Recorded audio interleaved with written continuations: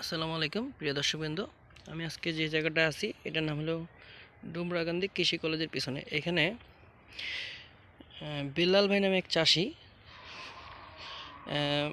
3 বিঘার উপরে একটি টমেটোর প্রজেক্ট করছে। যেই প্রজেক্টে কোনো প্রকার কীটনাশক ব্যবহার করেনি।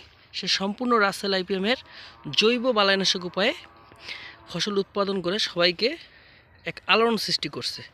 তো আপনারা দেখেন গাছগুলো, গাছের চেহারাগুলো দেখেন।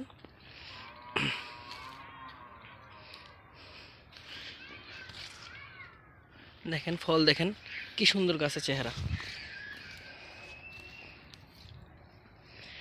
সে এখানে শুরু থেকেই একদম শুরুতে সে মাটিতে ট্রাইকোম্যাক্স দিছে, ট্রাইকোম্যাক্স দেওয়ার পরে লাইকোম্যাক্স ব্যবহার করছে, লাইকোম্যাক্স দেওয়ার পরে মাকড়ের জন্য বায়োম্যাক্স, জাপ পোকা, সাদামাছি, ম্যাট্রিকজেন দিছে, ফিজিমাইট দিছে।